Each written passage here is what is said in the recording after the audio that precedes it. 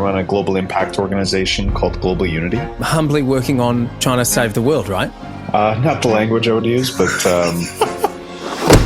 how many solutions are there out there that people just don't know about? There are waste-to-fuel devices. There's one called the Recyclotron, can take any waste except nuclear and turn it into fuel while sequestering carbon. It does a minimum of 100 tons per day. It could undo landfills. Your eyes go wide. It's like, well, that exists? Why is that not on the news every day? Documentary that was like foundational for me called The Corporation. We watched that together, all 3 hours of it, and we were both like, whoa, that was... Yeah. It's kind of interesting to think about how we're on the verge of AI. We've kind of already done it. The corporation, it's like this invisible force that the humans have created that is controlling the humans. What we need to do is jailbreak the mind, give people the tools to know if and when they're brainwashed. 3 steps to a better world. Create a vision of what that world looks like. Figure out how to get from here today to there tomorrow, that transition you're talking about, and then implement. But it all starts with that vision.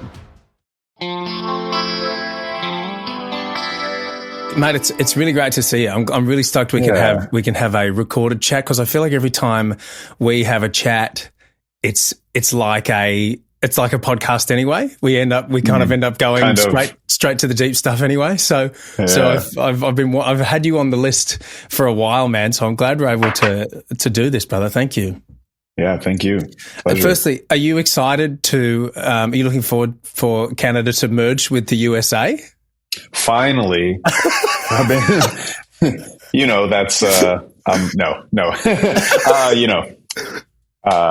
we'll see how things unfold. We'll cross that bridge when we come to it. Exactly. Who knows how the fuck any of this coming presidency is going to play out? It's going to be a ride, that's for sure. Yeah. I mean, everything happening in the world right now is a little keeps your eyes open. It's pretty hectic times, isn't it, man?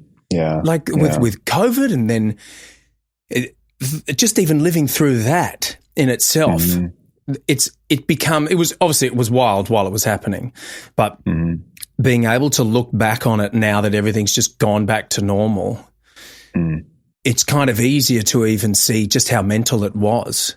And that when you look at statistics of how things played out compared to how we were told they were going to play out and all that kind of stuff, it's nutty that actually happened, and we lived through it.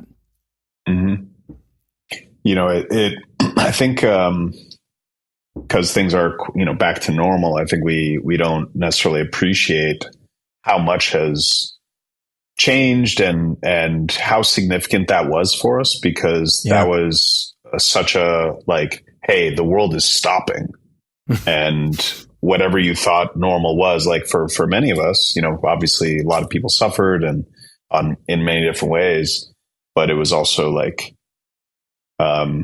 I think for a lot of us, there's always been this kind of underlying assumption that someone's looking out for the world, someone's looking out for keeping things normal. And that was a big shift of oh wait, something different is happening. And a lot to say about it, but that's a really good point, though. That's a really good point. I think that, and this is kind of, I think, why we've always connected really well, because I have, for a long time, been of the belief, let's say, or understanding that we aren't as taken care of as we are led to believe that we are as a society, as in our culture, in the world that we live in. And I think, you and I have had some pretty deep chats about this kind of stuff when you kind of, peek beneath the door and behind the door and go, hang on, there's some shady shit going on here. And I think that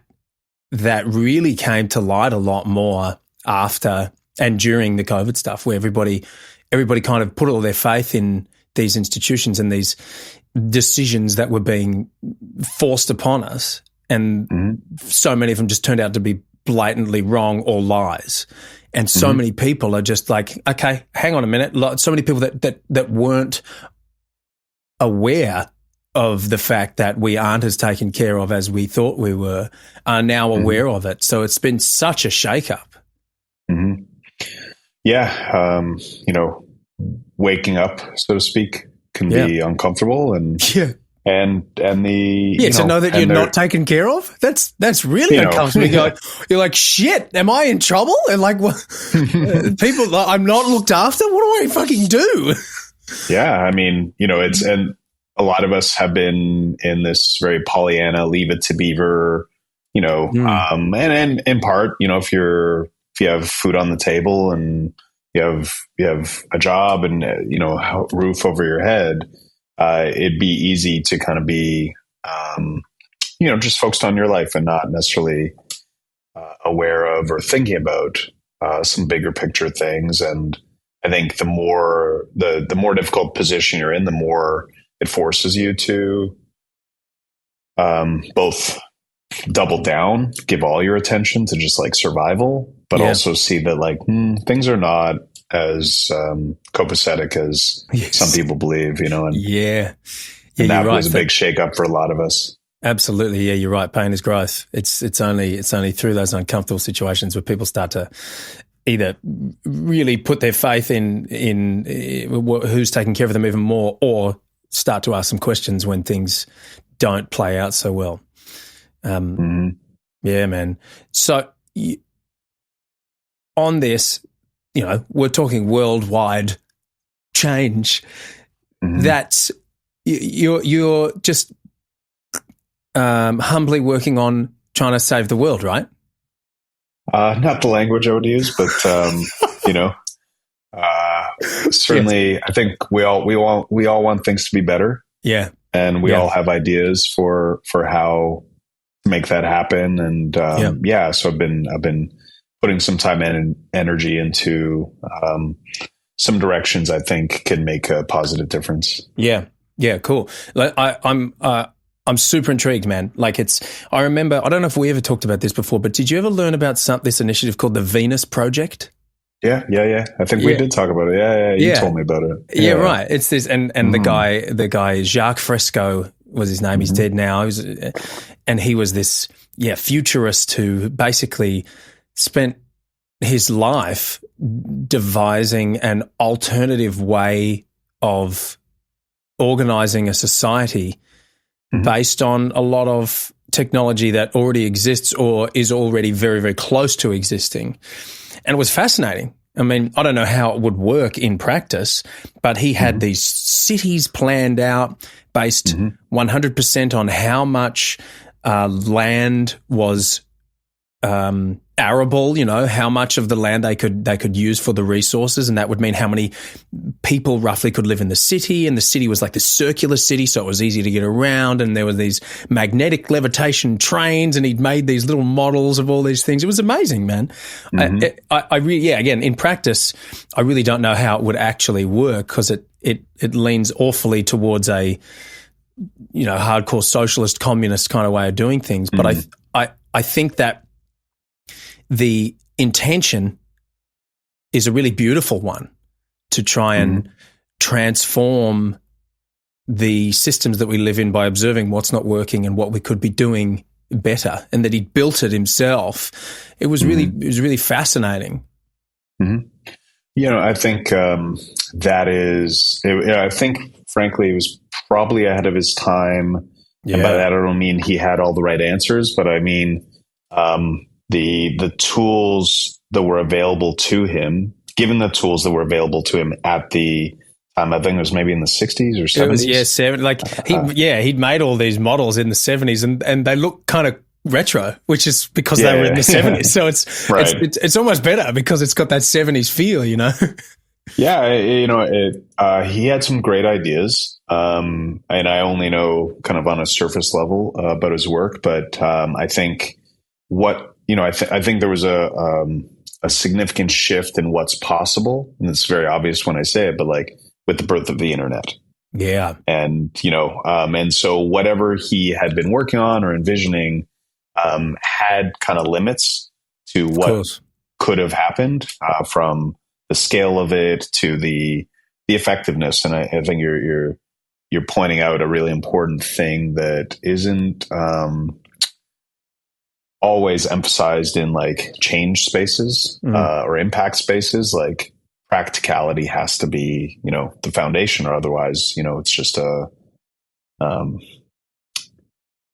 it's just self-congratulatory, or it's just a dream. Yeah. Well, that's a really good point. The practicality, it has to be the foundation. Yeah. Because that I immediately think of these idealistic kids usually who are throwing soup at paintings or, lining up on freeways with their Just Stop Oil signs.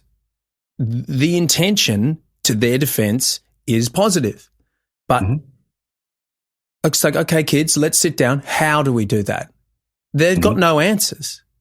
You can't just stop the world so that all these people die while we try and flip over from an oil-based economy to an electric-based economy or a more resource-based economy. You can't, like, there's a practical transition here that these idealistic progressive folks are just not even giving any account to. Yes, but I think there's something more fundamental. Hit me. Because the question is transition to what? So this was kind of the, all the work I'm doing now started with one realization 20 years ago. And kind of the background was there's an author and now journalist, Naomi Klein, who wrote a book called No Logo. And this was in the early 2000s. I wasn't really tuned into how much suffering there was in the world. And the book talked about like sweatshops and, that reading that there were children jumping out of factories to avoid being burned alive because there were no safety precautions put in place, because it would have increased the cost of production by 2 or 3 cents to make the Nike sweaters that were on my back. It was like, oh, people are really suffering.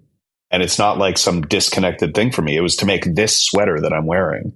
And so that was kind of my first wake up. But then, when I saw that we had a systems problem, I realized that unless the systems change, nothing's really going to actually change. And so it was all, the realization that started me on this whole journey was that the principles of success for a society have to somehow mirror the principles of success for the individual. Principles of success for the individual say you're never going to create change by looking at what you don't like and saying that's no good, that has to change. And so many people in the change space, as you were talking about, knew what was wrong and knew what they wanted to stop, but didn't necessarily have something to propose. And so like personal success comes from creating a vision of the you want to be and then working on becoming that. So 3 steps to a better world. Create a vision of what that world looks like, figure out how to get from here today to there tomorrow, that transition you're talking about, and then implement. But it all starts with a vision. And the reason I say the internet was such a shift in what's possible is who's qualified to create this vision? Not you, not I, not any one of us, only all of us together. Collective, yeah. The internet marked the birth of the potential for global telepathy, a global conversation. It was never before possible for us to think and speak as one. Now, at least, it was conceivable that we could craft a vision together. And so that was the beginning of the work that I'm doing now.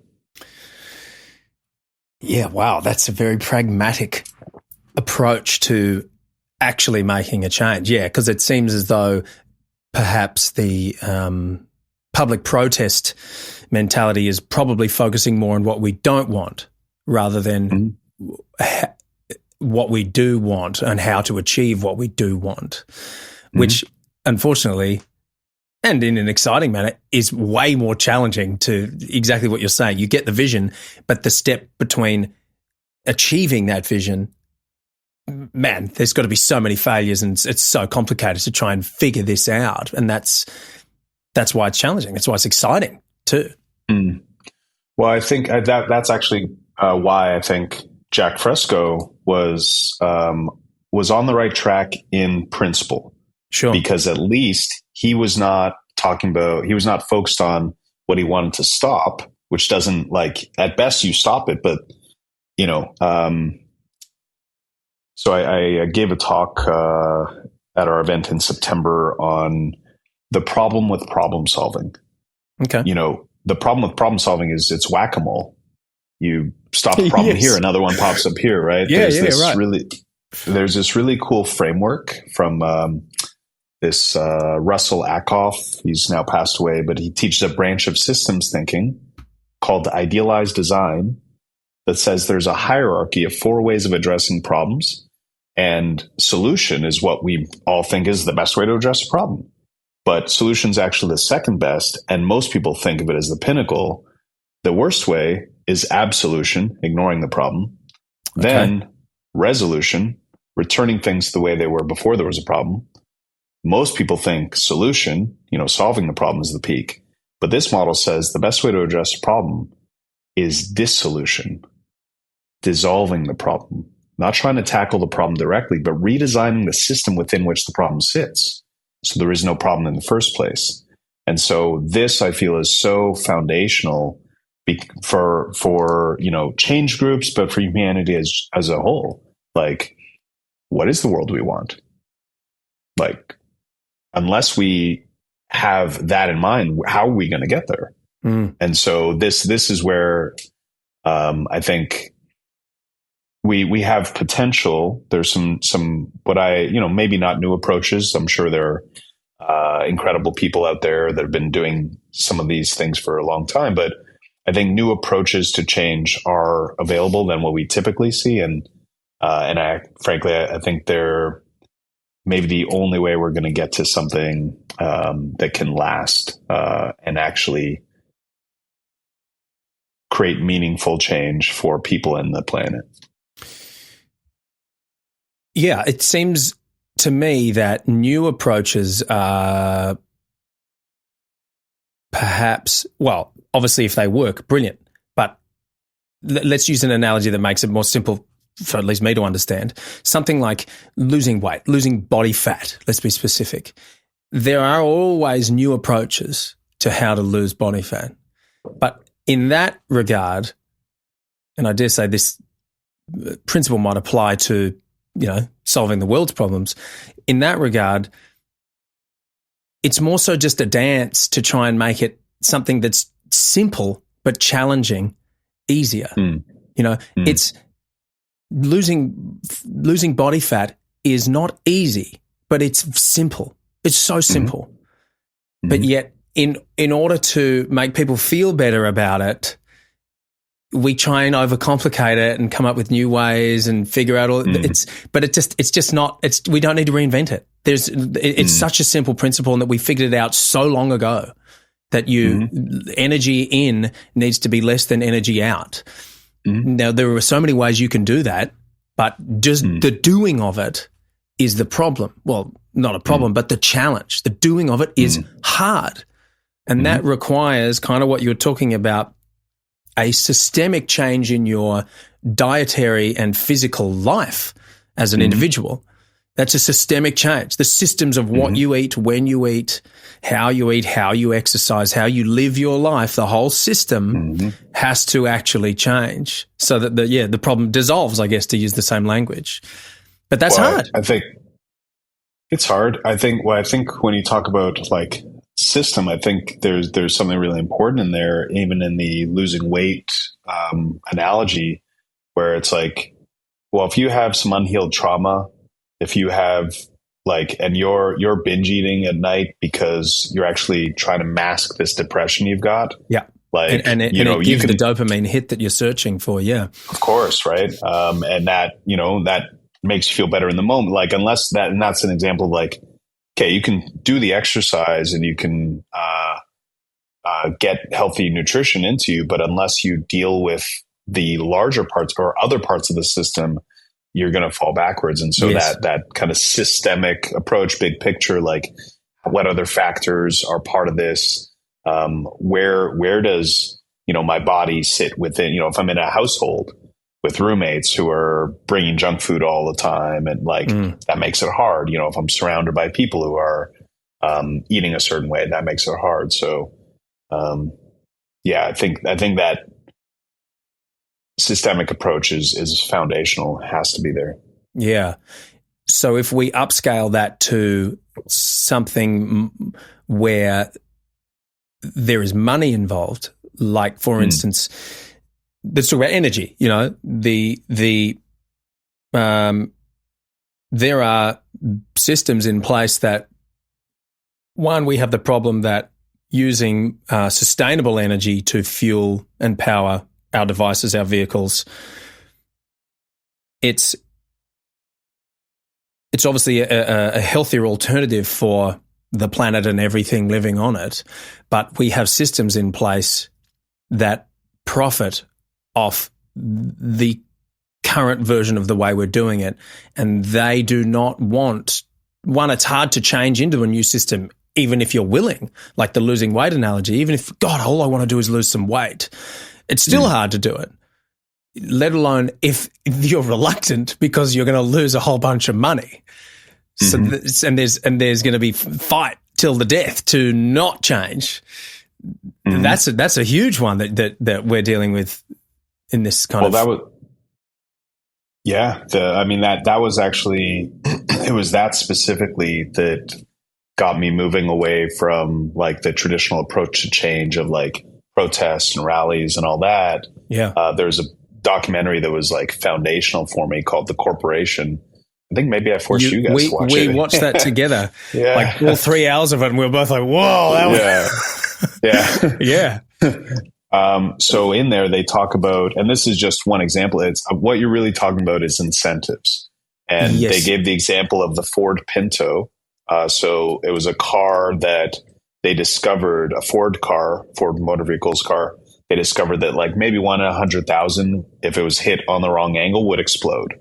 Oh yes, and Fight Club, and there was a calculation done. Okay, if we don't do a recall, how many people are likely to die? How much will we have to pay in wrongful death suits?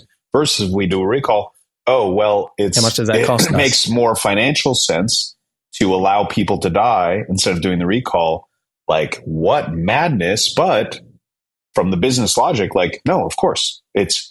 And my first thought, I think a lot of us, have that transition from naivete to maybe a more grounded perspective.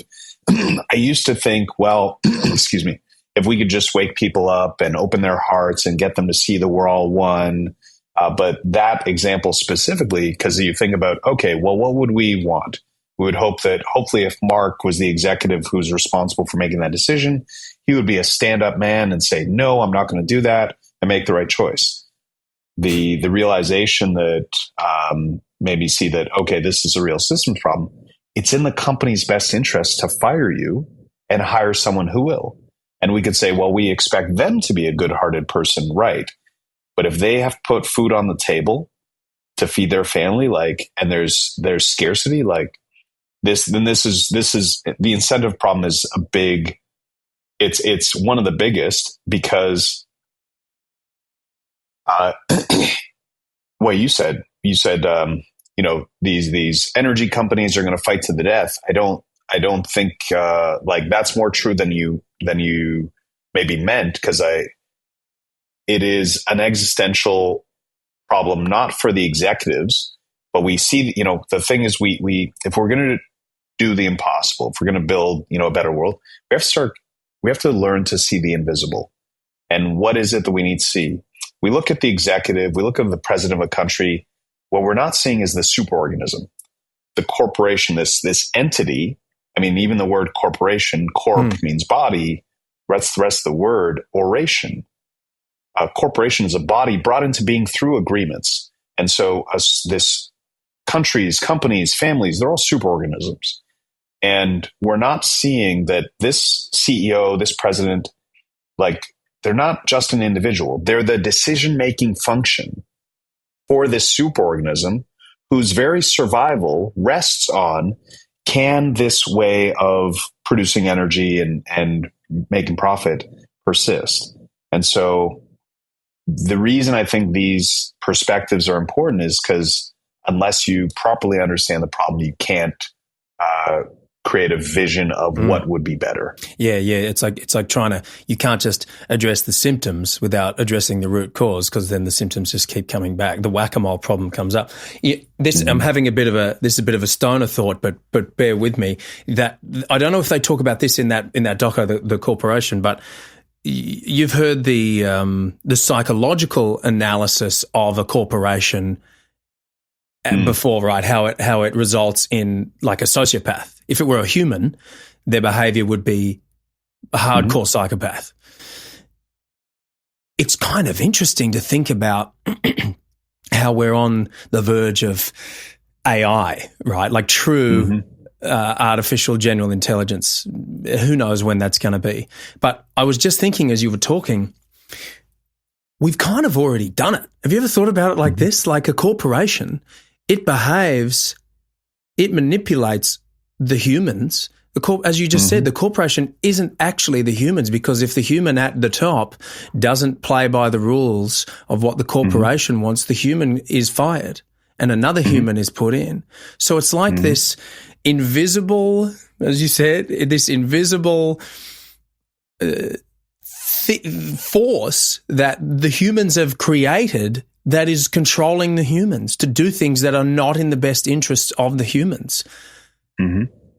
It's it's a Frankenstein. Yeah. And these metaphors are actually, I think, very useful. So like, what is a vampire?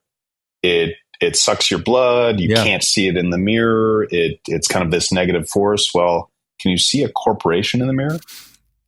And what does it mean to suck your blood? What is your blood? Your lifeblood. It's your time. Energy. Yeah. And these structures drain our lifeblood, have a negative influence on us, control us.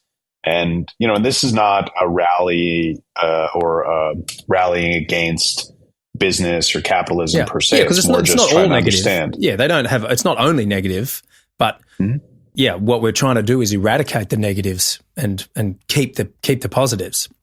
Yeah. Yeah. And it's, for me, it's most foundationally like just see what's actually happening clearly.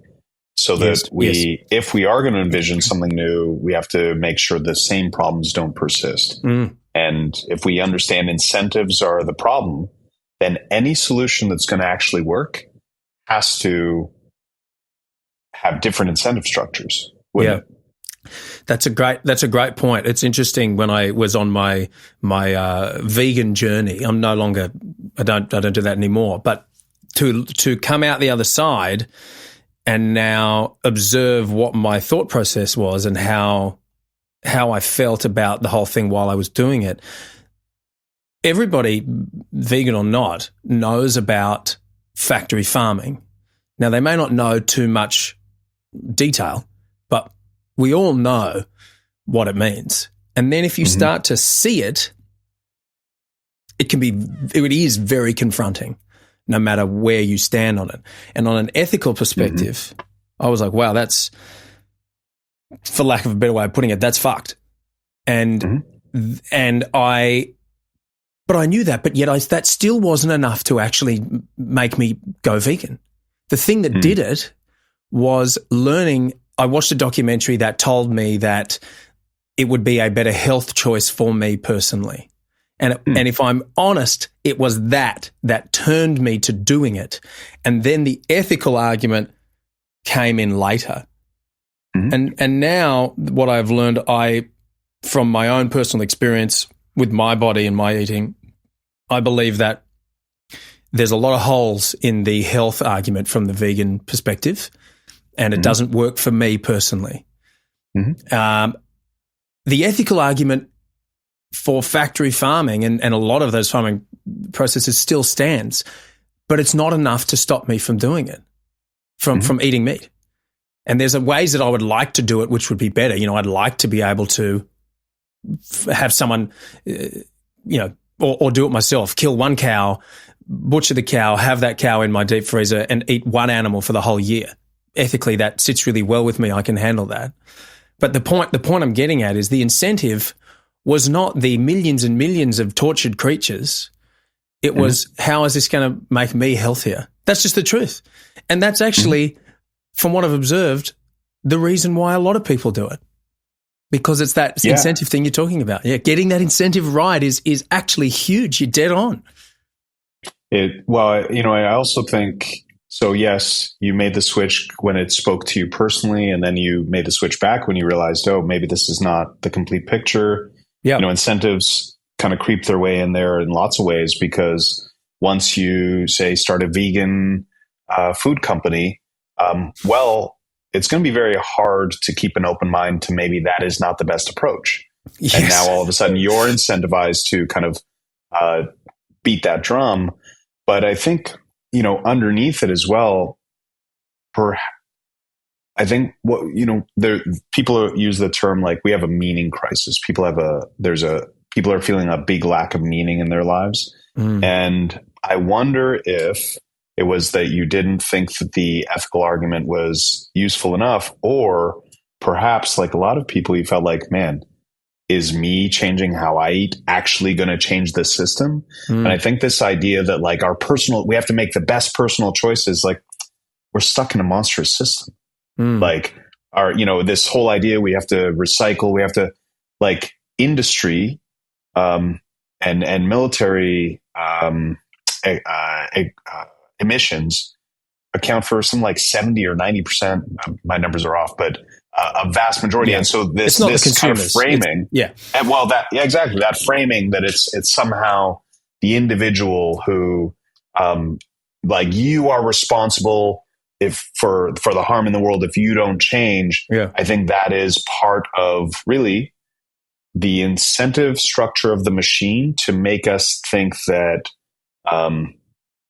it's on us, yes, and not look at, it's actually the machine itself. It's part of the psychopathy of the corporation, the machine, the invisible dragon vampire that we've created to turn the mirror around and not hold the system accountable, to hold the individual accountable. Yeah, divide and conquer. And that the documentary, the whole thesis was to put the corporation through the psychopath test. Yes. And this is, I heard this, I haven't, researched it myself, but, in one of the introductions to the Tao Te Ching, they talk about, in Chinese, the idea of mind separate from heart is a form of insanity. They use the term heart mind. And so, I've been blessed to connect with some really brilliant philosophers, Forrest Landry and Nidhi Johar, and I got to hear them meet and unpack each other's thoughts and really understand Forrest's work. And it all, in the end, everything comes down to care. If care is not there, like, that is a psychopath, and care is not instituted into the nature or structure of a corporation. And so there are folks who are trying to innovate. Go ahead. I was just going to say, why do you think that is? How did that happen? How did we create these systems without putting that in? Because I've never met a psychopath in my life. I've met people that are low on empathy, but that's nothing remotely close to a genuine psychopath, who is, a person who is void of empathy and care. So how do you think we did that?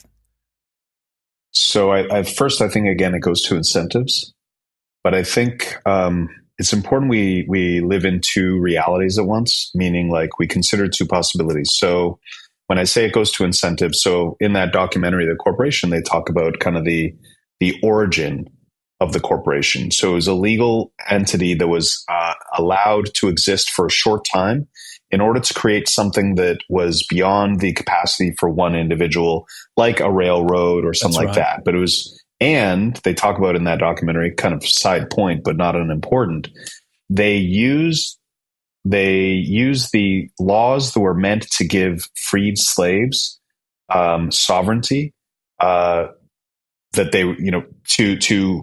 they leverage that to have corporations considered legal persons. And so, when I say it's incentives, if you think of people back then, well, okay, let's create this corporation so we can build a railroad. Oh, we made a lot of money on that. We should do that again. And then as that evolves, well, I don't want necessarily to have these restrictions on the corporation. It would be great if we could have it be legally considered. It could be that it was just all innocent and yes, it just things got out of hand. Or, some people think like, oh, it was actually some evil scheme. And when I say we have to live in two realities, it's the book that preceded the work that I'm doing. There was a section on conspiracy agnosticism. Okay. People get so caught up in whether there's some evil cabal behind everything's or not. It doesn't matter.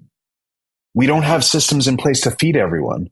Like, build those instead of worrying about whether there's some, you know what I mean? Like, sure. People get so caught up in the veracity of a conspiracy or not, instead of doing the work to build the structures and systems to feed people. And I think that is actually part of the distraction mechanism in place, whether intentional or accidental actually doesn't matter. Sure. Yeah. That's an interesting perspective, isn't it? Yeah. I definitely can understand that because, I love a good conspiracy theory. We all do. Yeah. Yeah. Because it's intriguing because the fact of the matter is when you go down those rabbit holes and you find that, some of them are true, they're just actual conspiracies. That's when it gets juicy and you're like, oh shit, this one's real. Wow. But yeah, I was going to just, let me finish that point. There's definitely, and again, COVID highlighted this, there's definitely a situation where that can be used as just a great distraction. The people that are just hook, line, and sinker on every possible conspiracy theory, and then those people are just wiped out because there's no credibility, and they're just distracted by the fact that everything's evil and controlled by some dark overlord, reptilian shapeshifter thing that is pulling the strings. Well, even the term conspiracy theory was, as I understand it, developed in order to undermine, as soon as you come up with that term, now anyone who is proposing that, hey, there might be something untoward happening, by labeling them that, you take away all their credibility. Right? Yeah. And so this is kind of the mind control complex we're in, and a way, and people get angry about it. And for me, it's like, this is why I think the superorganism metaphor is really important. If you were in charge of the superorganism, you would have done the same thing. If you were in charge of keeping the powers that be in place, you would have thought about people are going to rise up. Okay, how do we put things in place to quell that? And this is where I think it's actually, ironically, I think what's missing from a lot of the impact spaces is compassion. Meaning, we look at the kind of oil CEO as a CEO. If I was born into their family with their values, with their community, their aspirations, their career, and then their dopamine addiction to what success has looked like over their career, I would be doing the exact same thing. Yeah. And so instead of, pointing at individuals, is where I think it's got to be about systems. Yeah, that's a great point. I think too that a majority of folks just aren't considering much of this, and they will follow the system that they are in. Like, I think that that's an interesting thing to come to terms with too, because that was me for a good part of my life, and it took me. It took I think it was about 2 grams of psilocybin mushrooms to teach me about that I was part of a system. I didn't even know I was part of a system, really. I knew I was curious and that I felt like things were wrong, but I was questioning my place in the world. But that is when that really opened my mind to the fact that there is a system in place that I live in and I am part of. And it was, and that kind of helped me to see that a majority of people will just live within the system that they are in. So it actually doesn't have to take like a full-on critical mass in order to make change. People will just do as they're told. And there's a lot of people that's what they want. They don't even know that that's what they want, but that's what they want. They just want to be told how to live their life, which is pretty wild. What's behind wanting to be told is they want some security. They want some stability. And, and I think even this idea of like people just doing the regular thing, like if I were to design a system where I wanted people to not disrupt it, I would want them to like, I would create a TV show like Leave It to Beaver to show this is what life is like. You got the mother who stays at home. All they talk about is the thing that happened in the day, not, there's a war happening overseas that our tax, like, that was never part of the Leave It to Beaver model. Right. And the idea of, I don't know what the right term is, but like perspective design, right? How do you design paradigm design?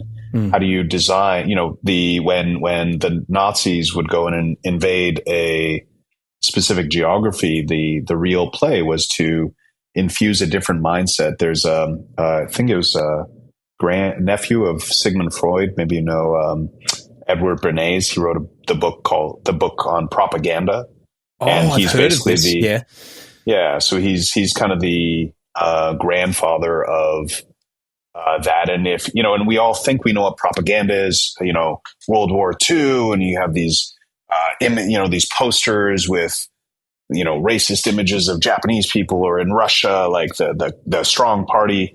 It's like, but how many innovations have there been in medicine and aviation in the last 100 years? What happens with 100 years of innovation on propaganda? That's a great point.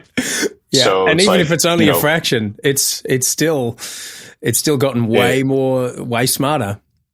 Yeah, exactly. And so this is actually why I go back to conspiracy agnosticism. So like you could look at COVID from one perspective and be like, it was kind of the perfect design, because here you have something. Oh, you're not wearing a mask?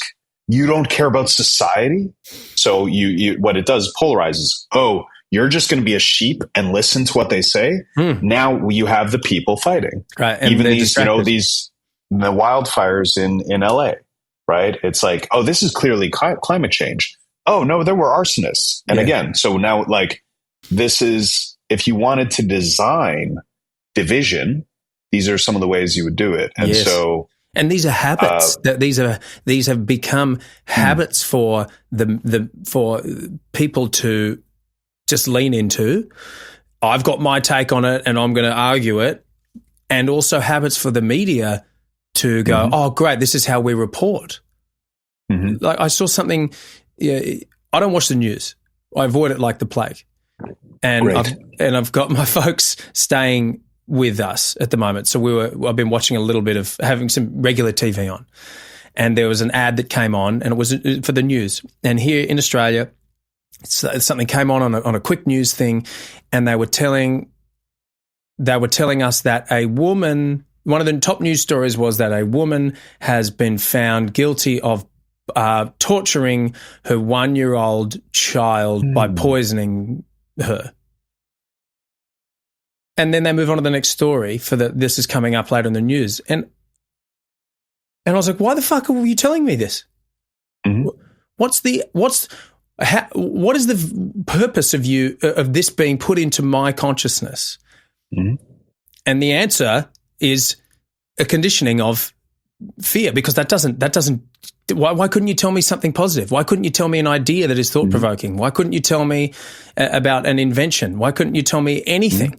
Show me a puppy in a swimming pool having a good time. Why does it have to be that? Because what are the chances? Like that doesn't affect my life. That doesn't help me in any way. It doesn't warn me about anything. It's purely negative. And that's like one of those habits that has just been conditioned in. Well, I think it's that there's been a culture. You talked about this. I forget the language you use, but like, you're wrong. No, you're wrong. Like there's a culture of polarization. There's a culture of hanging your identity on what camp you're in. Oh, I obviously don't believe in, COVID, or you don't believe in COVID. You're like, it's specifically like camp creation. Yeah. And everyone, and you could design you could describe exactly how someone in each camp thinks, that includes, and they mirror each other. You are wrong. And if you think that, you're bad, right? Yes. But even why does the news, news is the wrong term. It's bad news, right? But why? Yes. It's gossip. Because it goes, well, it's worse than that. It goes like, why are they doing it? Well, what do they want? Yes. They have to survive. They're a corporation. They need revenues. And so they need engagement. And so what's going to get engagement? Things that inflammatory, negatives, dazzle, tragic, as opposed to the news. There's what the news was before corporate media and conglomerated, all the separate news channels, and then there's news now. When did they ever say our purpose is to make your life better? Yeah. Or even, okay, we're going to inform you about world events. To what end? So you can make better choices about which companies to buy from. Like, is that, and these are caveats that I've never seen. You know what I mean? I've never heard any disclaimers like this whatsoever. I don't know why I'm presuming that they would be doing it, Right. And so, and this, I was on a panel many years ago about athletes who, it was a time when some of these football players were caught abusing their wives, and they were talking about the ethics. And I was like, there's an underlying assumption that celebrities or athletes are supposed to be role models. We haven't explicitly stated that. And now and we elevate these people, and then we're upset when they don't fit the thing that we're expecting them to do, that we've never said is what they're supposed to do, never set some parameters for how that's supposed to look. That they've probably never agreed to themselves or even understood. Right. Yeah. Or we would not have given them the attention that we have if we understood. You actually only give attention to those who act with character because kids are watching and they are role models, So I think there's underlying assumptions like that news is an institution of service of any kind. It was meant to be, a way to keep the government in check, but and the corporation talks explicitly about the corporate overtake of news, and so these are some of the challenges in society that a better society would have different models around. That's a poignant issue with where our conditioning is coming from. And when you can break it down like you just did and observe that is actually a method of societal conditioning and how it's come about, has crept in over time, it still is the case. There's another example that I can use that I saw recently. I follow a guy on Instagram who has these homeschooling methods for kids, because that's something that Laurel and I are considering for our daughter. She's only 3, but it's something that we're considering, because one of the things this guy was talking about was he had a module and a teaching syllabus on teaching children how to think, not teaching children what to think. Mm-hmm. And immediately my ears pricked up when I saw this, because I was like, this is fascinating, because I don't think I know how to do that. I think I may be naturally gifted slightly in asking more questions, but I've never been taught how to think. There's never been some analysis method on my thought process. It's purely I've stumbled across it through curiosity. But that in itself is like I can absolutely say that at no point in my entire schooling life was I taught how to think. Mm-hmm. There are again, what are the incentives behind schools? And I think more, and this was one of the. Not to keep talking about the documentary, the corporation documentary, but they talked about how there was this newspaper that had all of its waste, its effluent, going into this river, and it was poisoning this river. But the journalist who was reporting on it, he knew everyone at the paper, and everyone was a good person. And yet harm was being done. And this is why we have to be looking at systems. And like every teacher could be the most caring, sincere, present person in the world. But the question is, what is the system? Well, they have their budgets, they have their timelines, and then you can get into the origins of kind of Western education models and how the Rockefellers apparently, I don't know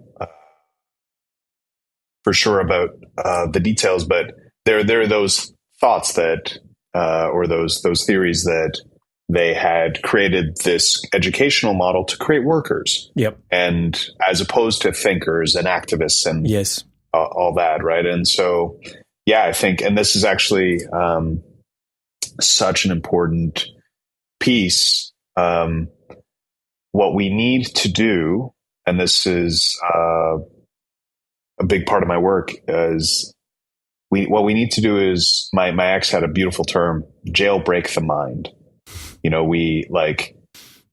We have to give people the tools to detect if and when they're brainwashed, and to be able to see when brainwashing attempts are coming in. So there's this, I think her name's Nicole Stamp.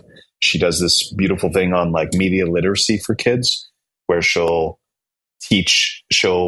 present like an ad and ask the kids, like, what do you think they're trying to get you to think? Oh, wow. Through that. Right. And it's like, wow. And so when you mention this homeschooling person, I'm very excited. A big part of the education piece of what we are designing is around like life skills, right? And the ability to think is maybe the most foundational life skill. So tell me more about what you're working on. What's your organization? What you start from? Give me the rundown. So there are a few. The first, I run a global impact organization called Global Unity. We've got an extensive theory of change that I've basically been working on since we met, maybe since before we met. But we've also built a community of more than 800 change makers, social entrepreneurs, venture capitalists, indigenous leaders, et cetera. And out of that, some really interesting network effects have emerged.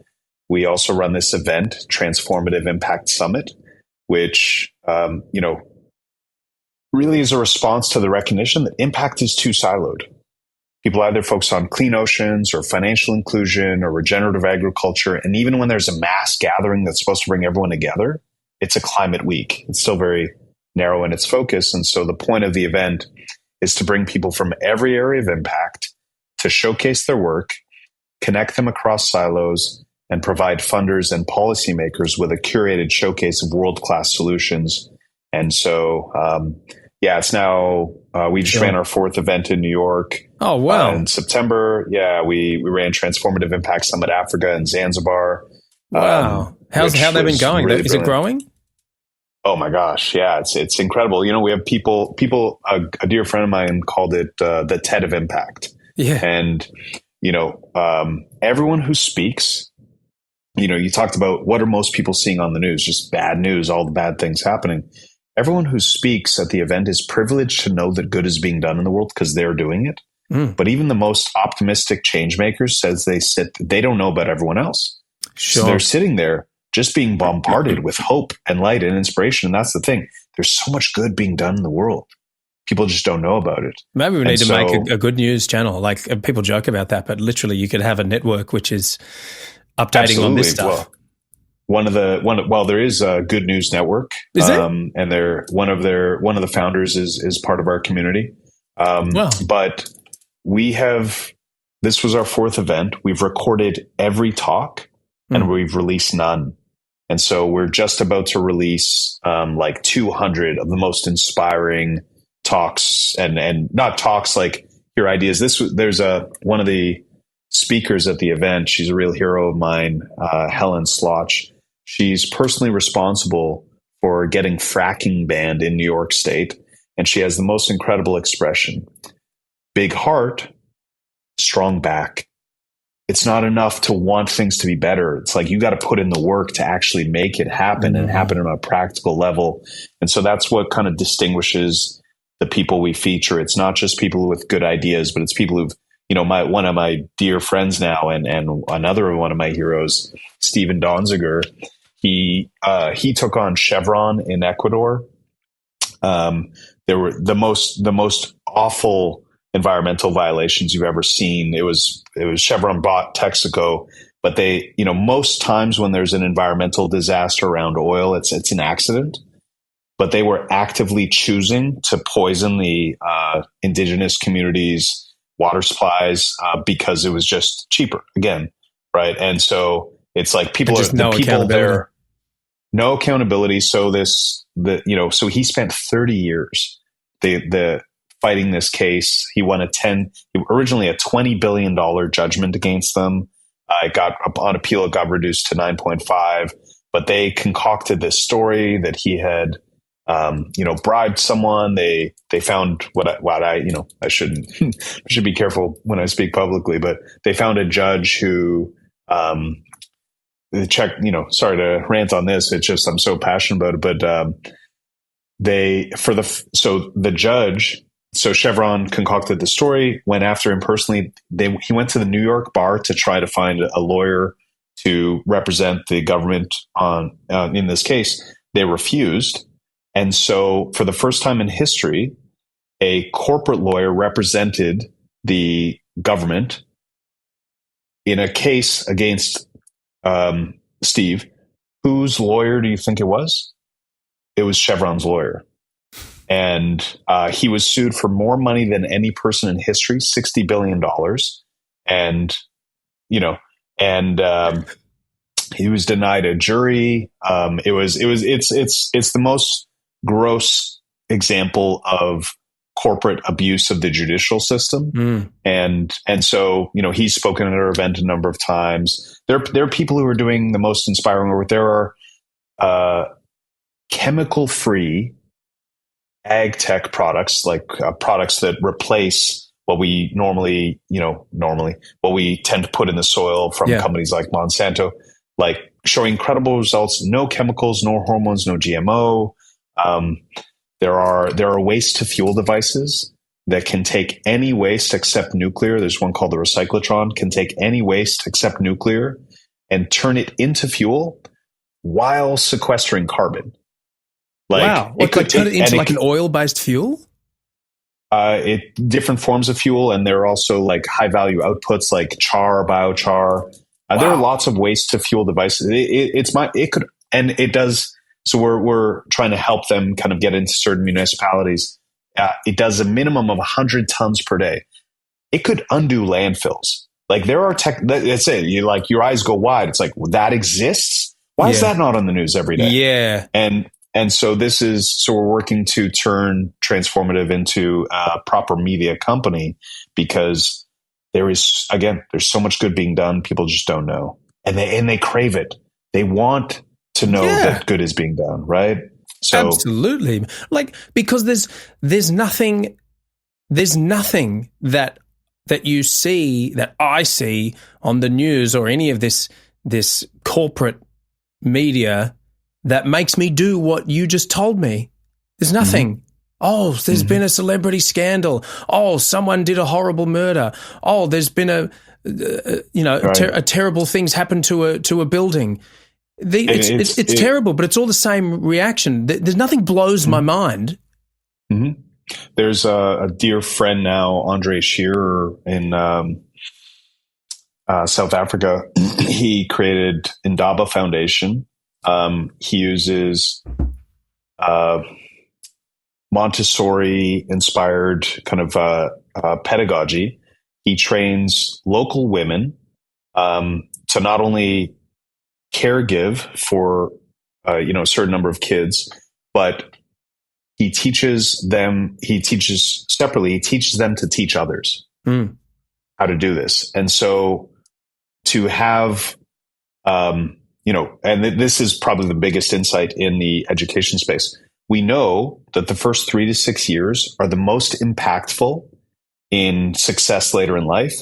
And yet 99% of all educational interventions happen later in life, right? And so to be able to intervene in those times in communities that are under-resourced and to give women jobs, to give them, I mean, they comment on the empowerment that they receive from having these skills.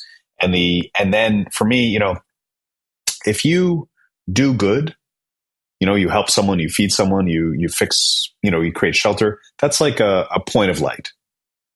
You teach someone to do good, that's like a ray of light. But you teach someone to do good, that's a virus of light. Sure. And those are some of the projects that I'm most excited about. But again, there's like, you name any space, there's so many inspiring things that are out there.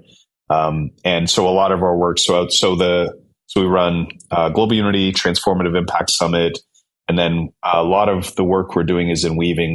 We for the first time, we ran a family office, philanthropist, and impact investor day at our event. So we now have a family office and impact investor community. And because we get access to all these change makers and solutions, it's impact investing is in the investing space. A lot of the kind of more aggressive investors don't look at it as very serious because, it's basically like you can't get good returns by focusing on impact. It's like there's this, you either have to choose one or the other, but like 1 in 100 can produce like very significant returns and do incredible good. There are these biofarms, and again, no one knows this. They can create crude oil from the air. No digging, no touching. It's these algae farms. The algae sucks the carbon out of the air, and the algae regrows every 24 hours or doubles in size every 24 hours. So every 24 hours, you take half of it off. The rest will grow back in 24 hours. You squeeze that algae and crude oil comes out. And the company we're supporting, they have, and then that can be sent to a refinery that can be turned into sustainable aviation fuel, for which they have a $16 billion offtake agreement. So like there are, again, like why are we digging when we can actually just go ahead. Crude oil as in like something that can be turned into, is it like a biofuel or is it like a petroleum? It's petroleum. It's the carbon that's in the air. Well, it's out of the air. The carbon's in the air. The algae pulls it. Wow. Right. Dude, that's amazing. Like we could go on. Like there are hundreds of these things. And so tell me more about these things. Like I want to know about more of these things that are being worked on. What else? Mm-hmm. What else can you tell me? This is awesome. I mean, I know this might make it easier. I know you've got the 4 places that you've been kind of categorized things into was ecological, social, technological, and economic, right? Yeah. So why don't we run through these and you can just tell me some of the things that come to mind that are new developments and new ways of thinking? Yeah. So I'm just finishing an article, Impact Jiu-Jitsu. Okay. What Jiu-Jitsu can teach us about changing the world. And one of the ideas in there is systems thinking, right? And so say you have a regenerative farm and you do everything perfectly, but the river that's feeding your farm, upstream, someone is polluting it. Okay. It doesn't actually matter how well you do what you're doing. And so, when we look at maps, those maps are made by people and they are designed around national boundaries, but those are arbitrary. But the world is actually naturally divided into river systems and forests and mountains. So there's this concept of bioregionalism, that if we look at how nature actually divides itself and we have people coordinate. So if you could work with the person who is upstream of you to make sure that they were caring for the river and you were working with the people downstream. And so bioregionalism is just, you talked about like not just solutions, but concepts. Bioregionalism, I think, is foundational because unless we can steward and care for the earth as it's properly designed, we're in a lot of trouble. So on the ecological side, again, there's this company, Phenom Biotech, that has produced, that creates these products that can increase crop yields, eliminate the need for chemical fertilizers, all these incredible results. They've had university-backed studies verifying the results in agriculture, animal husbandry, waste management, water sanitation, et cetera, et cetera. Zero chemicals, zero hormones, zero GMO. And to give you a sense of how different this is, New York City it mandates that their dump trucks must be cleaned with Clorox. The equivalent that Phenom Biotech creates, the CEO, it's just as effective. The CEO was drinking on stage at our New York event the year before last. And so what is the impact on animals, on the workers, et cetera, et cetera? On the technological end, we're just in our bubbles. I had no concept of how banking in Africa worked or technology. Did you know that in Africa? Right. Yes. Neither did I. So if you want to do a Zoom call from Zambia to Zaire, the signal goes through underground cables to America or to the UK or to Europe, rather, and then back. What? Because those who control those cables, the Googles and the Microsofts that own the underground cables, even the Zooms themselves, it's in their best interests to control the flows of energy.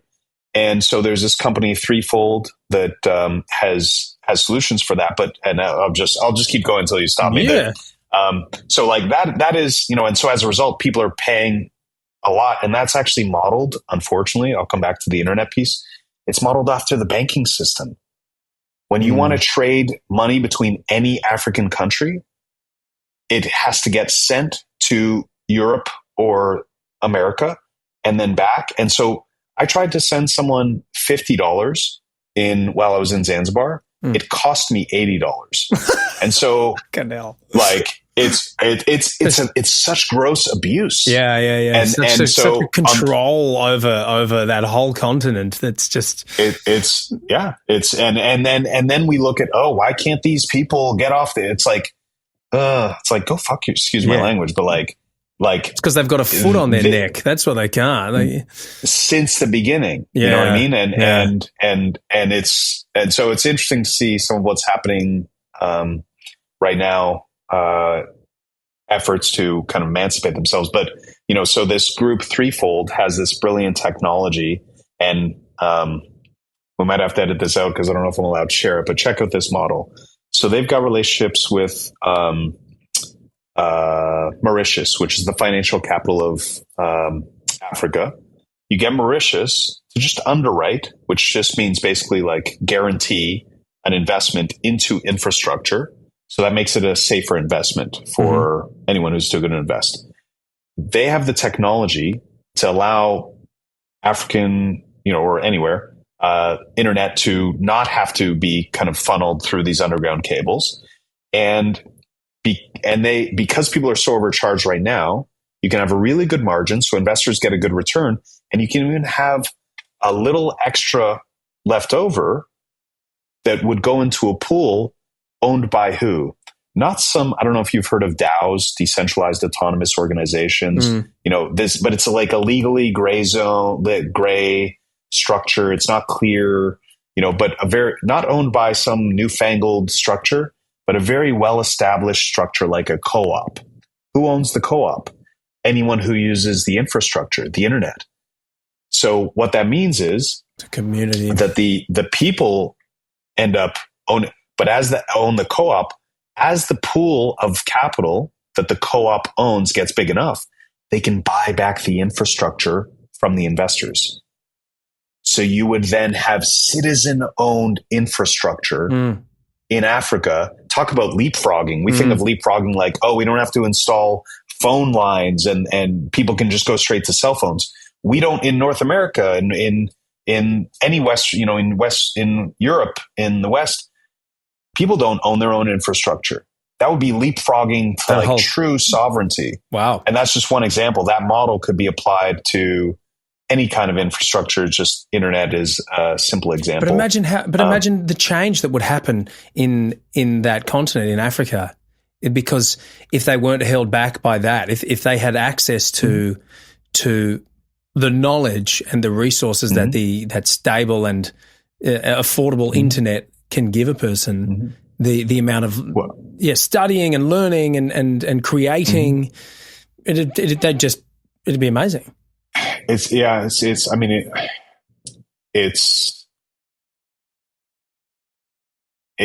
so much deeper. Like, and if, like, for example, you own those underground cables, or you own the banking system. Do you want these things to change? No, of course not. And in fact, if we're compassionate towards, what we might label as like the bad players, of course they're going to. They have to, as any of us do, preserve our position. And so when we can see it that way, then we can take away the kind of like anger that it fuels and the frustration we have towards them, and just start talking about practical solutions. Yeah. And by that, we're talking about incentives as you were before. That's such a strong point. If you can know that the existing system that is in place is earning someone or group of people X amount of dollars, and obviously their incentive is to have that number at least stay where it is, if not be growing.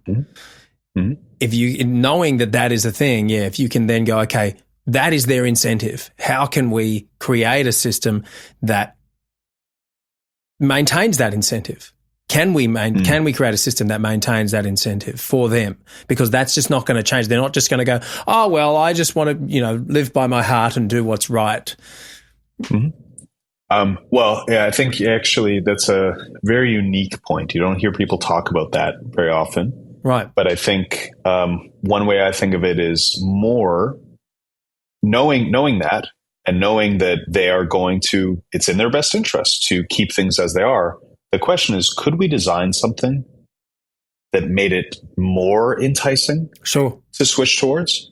Yep. Then, okay, that's at least a new idea that perhaps there's a way we can create something that might make them want to change. Yeah. And so this is where there's a book that the documentary The Corporation mentions called The Ecology of Commerce, written by Paul Hawken, who started Project Drawdown, which is one of the bigger, I think he's moved on now, but it's one of the bigger like ecological grassroots, larger movements out there. And in it, they talked about, it was actually foundational for me because they talked about different experiments in how you could have a more regenerative economy.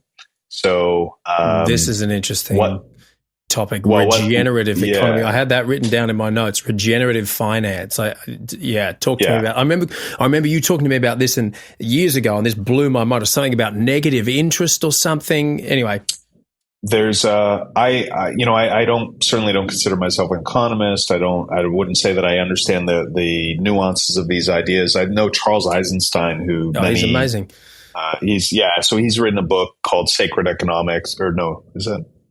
I think maybe Sacred Economics. He's written a number of great books, but he talks in there about negative interest. I wouldn't say that I understand it very well, but the idea being that And again, it's not like there's one idea of what regenerative economics is, but it's more that could we design economic systems that were more regenerative than extractive? And there are incredible groups innovating on these some of these ideas. So Web3, for those not familiar, refers to the whole space of technologies and possibilities that became possible because of the blockchain. So like cryptocurrencies are one branch of that, but Web3 is this broader term. There are a lot of Web3 organizations. One that spoke at our event, Regen Networks, they will pay people basically to measure the health of forests and to measure the impact of certain initiatives. And so, like, for example, this is more conceptual because we're intentionally not building anything just yet. But within Global Unity, one of the designs is a different economic system that's designed to create new incentive structures by gamifying goodwill. Okay. Incentivizing and rewarding actions, activities, and behaviors that benefit individuals, communities, or the world. So imagine you've done good in the world. You come to me, you want to use services of my small business, and you say, hey, instead of dollars, can I use these points or these tokens? The only reason I'd say yes is if I was an altruistic entrepreneur, unless I knew my grocer would take those points from me. Yep. Then we'd have something new. Yep. Then we'd have an economy not based on value, but based on values. Not based on goods, but based on good. Meaning economy.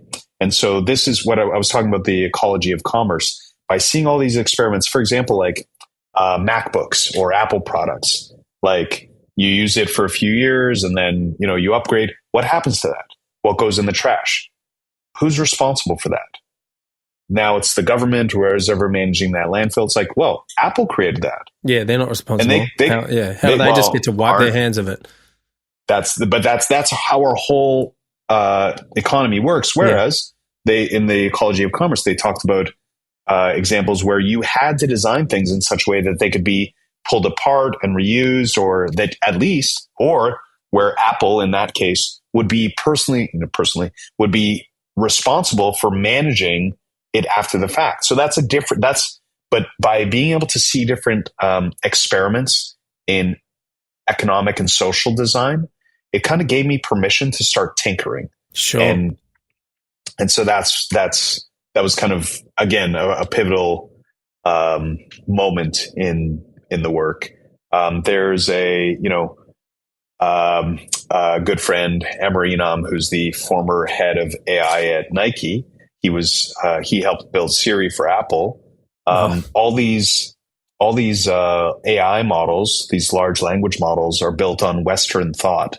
He's building wisdom AI built on indigenous wisdom. Wow! To not only it's like he's super brilliant.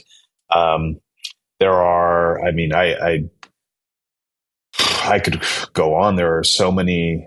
That's amazing, though, to have like an indigenous or Eastern perspective on, because I use ChatGPT all the time, and quite often there are philosophical questions I'm asking. Quite often there are business ideas that I'm asking, but to get an Eastern or indigenous perspective on certain questions would be fascinating, right? And the Forrest Landry, this deep philosopher, is the author of An Immanent Metaphysics. Many of us, who are aware of his work, kind of really look up to the value of it and look up to him. On the AI front, he spoke at our event in our family office day. He talks about the real risk is the reason it's such a risk. He thinks it's not only more dangerous than nuclear risks, because say there's a nuclear war, some people will survive. Yeah, we can rebuild. The problem with AI is it goes to what's the term he uses? Substrate problem. Human life or life rests on carbon. We need water. We need food. We need the earth. Digital life or AI, it rests on silicon. So the very underlying underlying material of the world, it doesn't need. And one really important point that he brings that I've never heard, when we're thinking of AI or any problems we're facing, we're thinking in human terms, not in machine terms. What does that mean? Well, we're thinking what's going to happen in the next 15, 20, 30, 50 years. We're not thinking in thousands of years. And the concern, I don't know why I went down this rabbit hole, but let's go there. The concern the concern from his perspective, or I don't want to speak on his behalf, as I understand it, the concern is at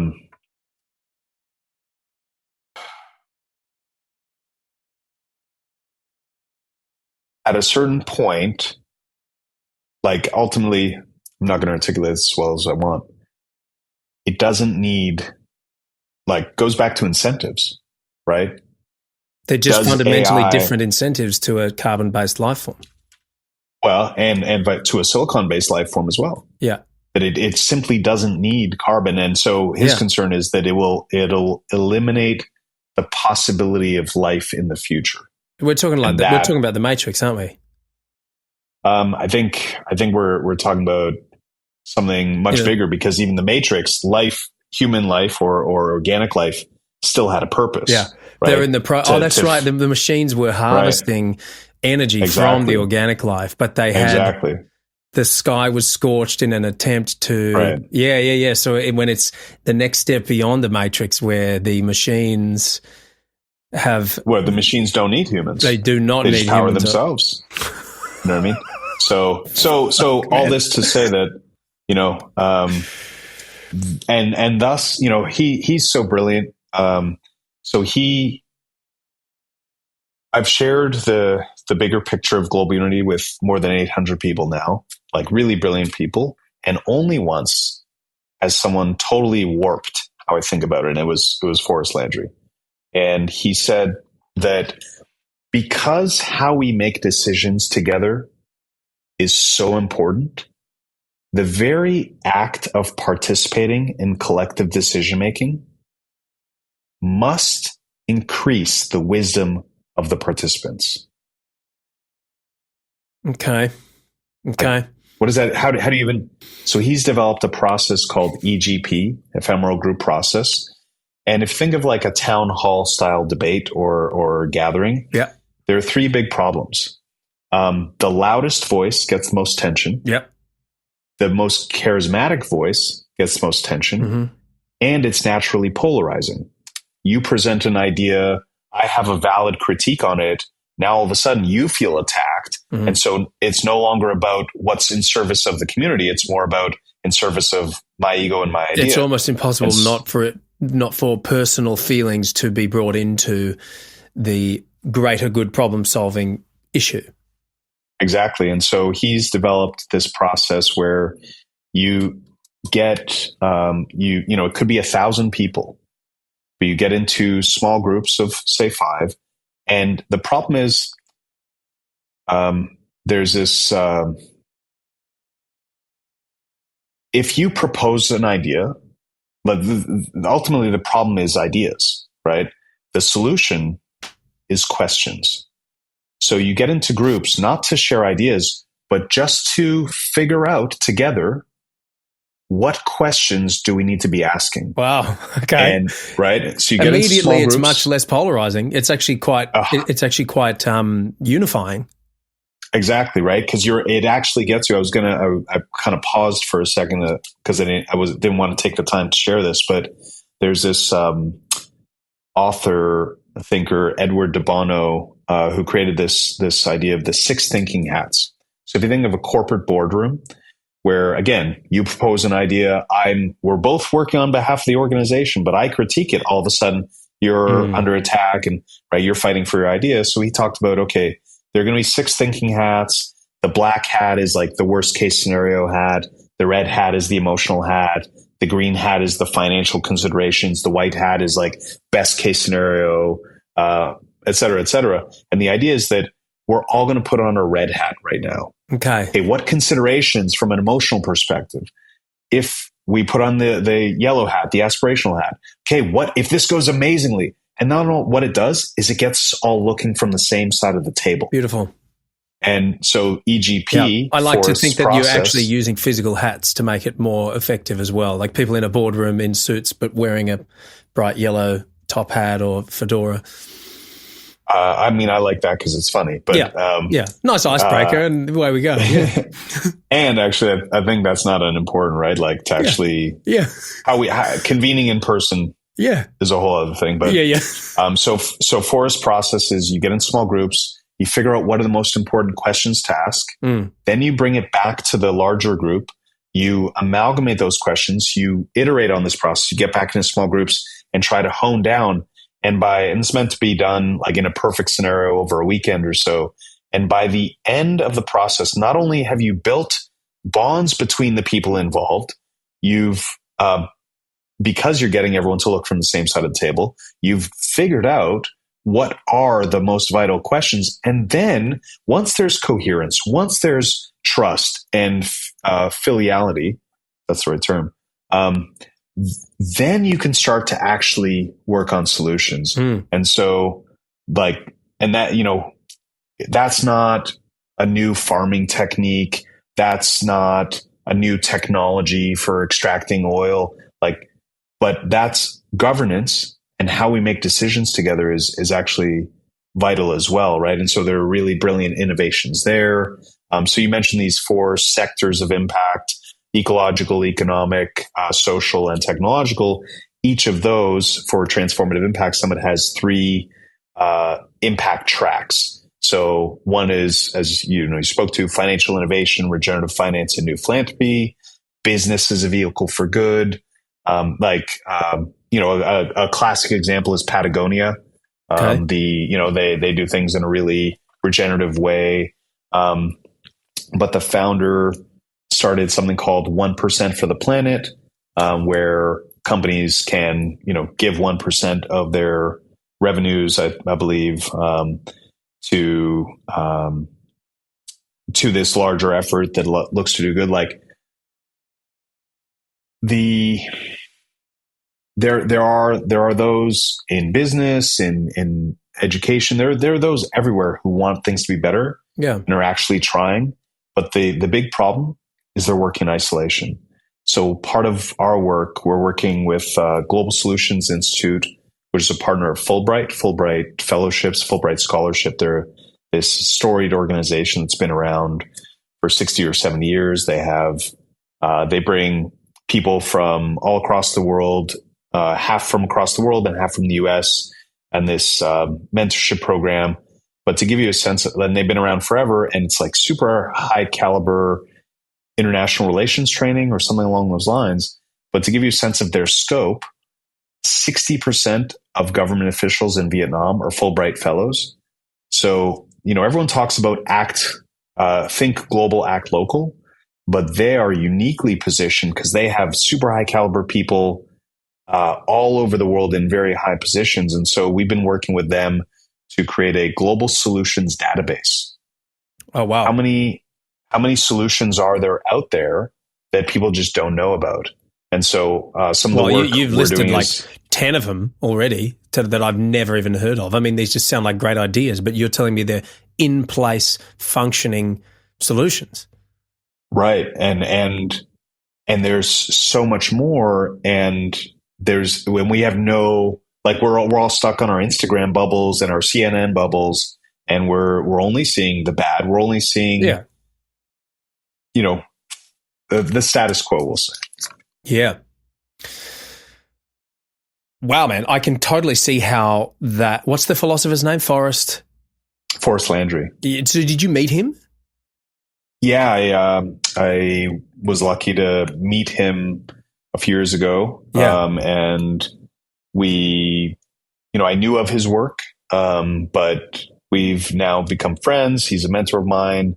And so I'm trying, we're putting together so we're doing many different things, as you can tell.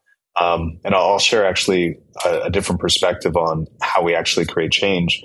But we're putting together, there's, when I talk about a global solutions database, what is that? It's kind of impact infrastructure, right? And there is impact infrastructure that the world needs, like funding. You could consider that impact cartography, the mapping out of all the impact projects everywhere, right? There's a group that we're talking to about partnering with called Vibrant Data Labs. They do funding cartography, seeing it where all the impact investments are coming from, and where they're going to, and they visualize it in the most beautiful ways. So if we can see where all the funding for impact efforts are going, then we can hopefully, redirect it towards some more positive. I mentioned these biofarms. These are, again, impact investment opportunities often don't have the potential for serious returns. There are some in our network that are just, incredible solutions and have the chance for real returns. So one thing we're aiming to create is a high return potential investment opportunity marketplace. Sure. So imagine if investors could see like legit return opportunities. Get some money with all these money solutions coming in. Yeah. Right. And so we're putting together this impact infrastructure investor alliance, trying to bring all the funders who care really towards developing this infrastructure. Like current investment systems aren't really designed to create a global solutions database. And so we've got some innovations that can help with that. But I think a lot of it. So this is the, I don't know if you're familiar with this symbol. Flower of life. First saw it. There was a, to anyone who's just listening, it's sacred geometry, and it is. Yeah. I mean, it's hard to describe, but it's a beautiful symbol called the flower of life, which is. I think the flower of life is actually a larger version of this. This is maybe the seed of life. The seed of life. That's right. And for those listening, it's 7 interlocking circles, 6 around, 1 in the middle, and it's a very familiar symbol, actually. Yeah. Yeah. So it is sacred geometry. It's been around for a long time, but I first saw it. There was a contest 20-ish years ago to create a flag of all life on Earth. And the winning contest, the winning entry used this symbol. Mm-hmm. And so for me, that's why it's the logo for global unity, because it kind of embodies that. But after our first New York event, I realized it's not a symbol. It's a message. What's the message? When two organizations work together, they don't do this. They don't overlap entirely. They do this. They Venn diagram. Yeah, man. Yeah. And if an organization can Venn diagram with another, then it can do it with many. Yes. And if one can do it with many, then they all can. And all of a sudden, we have the blueprint for a lattice of organizations that can encapsulate the Earth. Yes. And so that's really this kind of connecting organizations that care, whether they be, nonprofits, for-profits, communities, land-based projects, investment funds. Like there's a group within each of those categories that care and want things to be better. And so we're working on new ways for them to work together towards a cohesive vision of a healthier world. That's beautiful, man. That really is. Man, we could talk about this for forever because it is so nuanced and so deep, because there are obviously there's so many holes to plug. Like, how do you stop these? I was thinking before when you were talking about the gamifying financial incentives. How do you stop that becoming the evil version, which is like what in the West we're told, which is like the hardcore social credit score thing that is potentially going on in China and hijacking. Right. There's got to be so many holes to plug, but it's so interesting and exciting to hear about actual pragmatic steps that are going into place to doing this. This is not. This is how we started the conversation. These are ideas, but they're also results. Mm-hmm. No, that's why I feel so blessed. Like that my life now is, outside of my business is just like what a purpose. Getting exposed to, oh my gosh, it's such a dream to get to spend time with and learn from and learn about these people who've dedicated their lives to making a difference and are making a difference. And facilitating them coming together. It's pretty cool, man. Facilitating them coming together. Like my proudest moment from Transformative Impact Summit Africa The first night, there's this organization, Vesti, that creates financial inclusion tools and they talk about regenerative economics. I should have brought them up earlier. They create financial inclusion tools for a market I had never even conceived of as a market: immigrants. Right. And the founder came up to me at the party, with this incredible party in these ruins that were the first school for girls freed from slavery. But we had this incredible party. The founder came up to me, Olu, and told me that he got funded at the event earlier that day. Oh, so someone had approached him there. Yeah. That is the mission. Right? Yeah. Bring people together and make things happen. And that's why, it was important from the beginning that we had financial innovation, regenerative finance, new philanthropy as a track, so that investors would not just be there as a favor to the entrepreneurs or change makers in the room, but because they were actually excited to learn things from their leading edge peers. And that's also why we started this family office and impact investor community, so that we can bring a ton of funders to the event, because we talked about the power of being in person with people. If we can get these incredible solutionaries and funders and policymakers into the room for a weekend, like, we can actually create change overnight. Yeah. And so that's part of the mission of Transformative. And Transformative is kind of the public face of Global Unity. Global Unity's intentionally quiet until we're ready to be more public about it. Fuck, man. It's so cool. It's really cool. Yeah. It's really cool. Thank you. I've had my mind blown multiple times in this conversation about actual inventions and ideas that are real and that work. And I can't wait to see how it plays out with you. And if there's, hopefully getting this conversation out there can do something. I appreciate you sharing this stuff with me, man. I appreciate you inviting me. It's great to see you just personally, but yeah, like, I think one of the reasons, even if, nothing comes out of this, like, if someone watches this and didn't know about the recyclotron, didn't know about Phenom Biotech, like, just that recyclotron, great name, by the way. Yeah, they're doing some things. Most of these things should be named like Transformers. They'll have much better marketing. Oh, that's actually you're more right than you know. Yeah. Like, and so there's some of the help I've been trying to offer some of these efforts, because they're not always, one, comfortable promoting themselves. Sure. Two, they're maybe the specialist in their thing, but not necessarily communications. Yeah. Right. Nerds don't know how to talk to chicks. There's got to be somewhere in the middle. The society, the humans are the chicks, and the product is there where they nerd out on. Exactly. So I'm the wingman.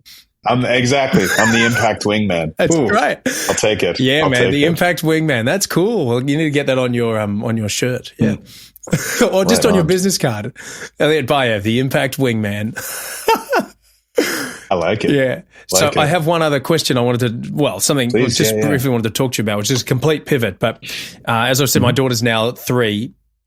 I have this. I made a joke the other day with a friend of mine, about this vision of, imagine you go out on a date with a woman, a first date, and she's really beautiful and the conversation's going really well. You're sitting across her over dinner, and as she's talking, she brushes her hair behind her ear, and she has cauliflower ear, right?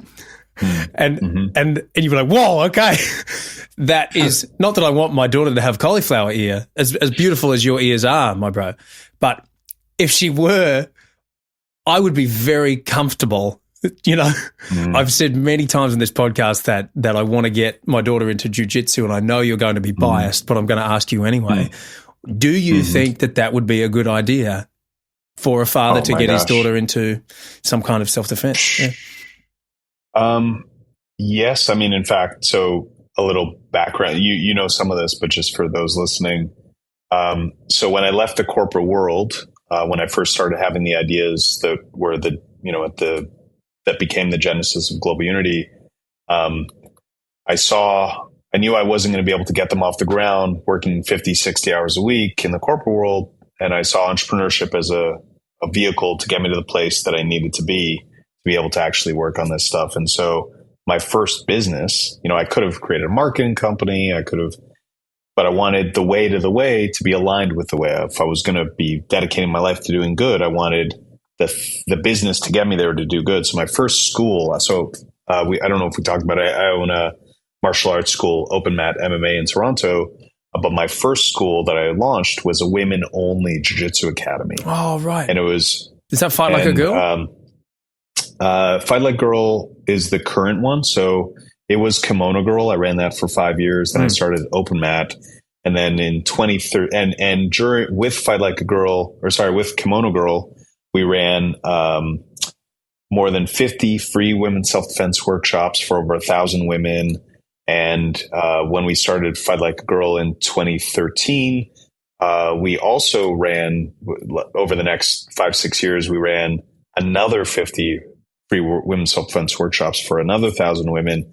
But the whole idea behind Fight Like a Girl was to make free and affordable women's self-defense accessible to every woman in the world by 2030. Mm. But we asked, even if every woman in the world knew how to defend herself, why would we accept a world in which she had to? And so we created a partner program, Fight Like a Man, where we'd go to schools and businesses, talk to boys and men about gender-based violence, healthy boundaries, and social change. And there's a whole thing there. But so I'm very adamant. So when I'd either teach these workshops or I'd get asked to speak at schools or at gender-based violence conferences, I'd talk about the 3 reasons I think Jiu-Jitsu is so important from a women's self-defense perspective. And the last one's maybe the least obvious. So number one, it works. It's been proven to be the most effective martial art when a smaller person is facing a bigger person. Yeah. Wow. That's huge, isn't it? That's what you want, because physically men are just on average more dominant than females. Males are, that's just the way it works. And so you need something that actually works. Yep. And jiu-jitsu is number one. We could get into why, and some might argue against it, but I'm fairly confident. Yeah. I mean, I think if you look at the evidence, it's very evident. It's very clear. And in fact, for context, the UFC, I don't know if you're aware, the Ultimate Fighting Championships was created by the family that created Jiu-Jitsu to demonstrate to North American audiences or to Western audiences, because these kinds of fights have been happening in Brazil since the 1920s when Brazilian Jiu-Jitsu was first created. But no one in North America had seen them. So they knew they had been almost undefeated in thousands of fights. Wow. And so the UFC was created by Jorge and Gracie. The Gracie family is the one that created the art, in order to showcase how powerful Jiu-Jitsu is. And now they it's proved evolved. them right, because the Jiu-Jitsu guys dominated for the first, 10? Until other people learn Jiu-Jitsu. Yeah. And so now it's become a whole thing, right? But the point is, it shows us what's real. And in fact, I was sharing with this other philosopher, Indy Johar. I was sharing some of the concepts. Like, it was actually, Jiu-Jitsu was very influential in the design of global unity. And I was sharing some of the strategies that were used to develop. And he said, I think Jiu-Jitsu had a bigger influence on you than you realize. And I sat with it for a few months. And I realized where he's right is the most important. We could talk about the principles that make up Jiu-Jitsu and why it works, positioning, this and the most important thing about Jiu-Jitsu, it has to work. Mm. Oh, if they did this, I would do this. Great. Do it 100 times against someone who's actually trying to stop you and show me what percentage it works. And so that focus on efficacy matters. And so from a women's self-defense perspective, if you want to be able to protect yourself, you better be choosing something that you have confidence actually works. Consistently working. So consistently, right? It's like, it's a science, and so number one reason, it's got to be effective. Number two, what is kind of on the surface most obviously why it's so important. It's the only art that effectively deals with intimate positions. Well we said. think of a women's Wow. self-defense perspective, women's self-defense situation. We think of what's the worst case scenario? I'm on my back, as say I'm the woman. I'm on my back. Someone's between my legs. If we have to be on bottom, and jiu-jitsu, that is actually the most powerful place you can be. Dude, I've seen there's this great meme where it says like jiu-jitsu in real life, and there's two guys with a road rage incident, and the cars stop, and then the jiu-jitsu guy, they yell at each other. Jiu-jitsu guys gets out and then lies on his back on the ground and goes, "Now come at me at a reasonable pace," and he's like lying on his back. but so, exactly, yeah.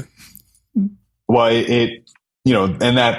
and jiu-jitsu very rightly in some ways gets made fun of a lot because it does look pretty, silly. Until someone's choking you out though. Yeah. Well, that's the whole thing. Yeah. It works, right? Yeah. But if we ever are in those situations, to know what to do, like life-changing, and hopefully we never have to end up there. But and so the fact that it deals effectively with intimate situations that are the ones that we as a community would be concerned about our women having to protect themselves from, that's the second most important reason. But the second reason it's so important. The third, and not so obvious, all these like women's self-defense courses you see teach these really powerful techniques. Poke them in the eyes, knee them in the groin. That assumes it's a stranger in an alley. Yeah. But we know statistically, it's your partner. It's actually the person someone knows. And so imagine a girl is at a party with someone she wants to be there with. Yeah. And they go upstairs and that person starts crossing a little bit of a line. If the only tools you've given her are to poke out their eyes and knee them in the groin, you've given, she has the right to use those. Yeah. But if she doesn't feel comfortable or doesn't feel that's appropriate, you've actually given her nothing. She's got nothing. And so jiu-jitsu, what makes jiu-jitsu so powerful, it's the only effective, non-violent martial art. So say you're at a family barbecue and you have a family member, an uncle who's having a mental health issue, and they start getting violent. If the only tools you have are punching and kicking, what are you supposed to do with someone you care about? Yeah, you're potentially knocking out Uncle Steve. And so you don't want to do that. That's not it's traumatizing to everyone around. Yeah. If punching and kicking is fire, jiu-jitsu is water.